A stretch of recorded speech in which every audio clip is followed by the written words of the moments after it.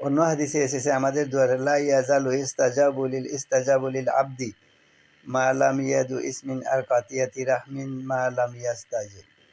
যে বান্দা যত দোয়া করতে থাকে তত তার দোয়া কবুল হতেই থাকে, হতেই থাকে, যতক্ষণ পর্যন্ত না সে কোনো গুনার কাজের জন্য দোয়া শুরু না করে দেয়, তো অথবা তাড়াহুড়া শুরু না করে। গুনার কাজে দোয়া করলে তো ঠিক না, সেটা তো হারাম, সেটা আল্লাহ কবুল করতে চান না, সেটা তো আছেই। কিন্তু তাড়াহুড়া করলে আল্লাহ কবুল করেন না। তাড়াহুড়া কি, আমরা তো এখন বিপদে আছি, আল্লাহর কাছে তাড়াহুড়া না করে আসতে কেমনে যাবো? তো তাড়াহুড়া করে বলতেছি এটা না। তাড়াহুড়ার ব্যাখ্যা চাইলেন সাহাবারা, ইয়া রাসূল আল্লাহ আমান ইস্তেবেজাল, কোন তাড়াহুড়া আল্লাহ পছন্দ করেন না, একটু ব্যাখ্যা করে আমাদের বুঝাই দেন। আমরা যদি আবার বিপদে পড়লে জলদি করে তাড়াহুড়া করি।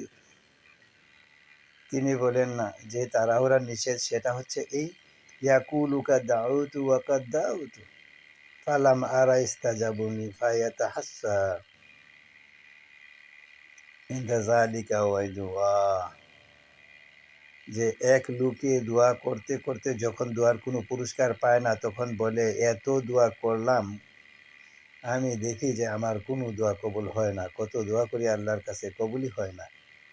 সে আফসোস করে যে আমার দোয়া বুঝি কবুল হয় না, এরপরে সে নিরাশ হয়ে দোয়া ছেড়ে দেয়। তখন একমাত্র আল্লাহ তাআলা তার দোয়া কবুল করা ছেড়ে দেন। এর আগ পর্যন্ত আল্লাহ তাআলা তার দোয়া কবুল করেই যাচ্ছেন, আমরা দেখছি না।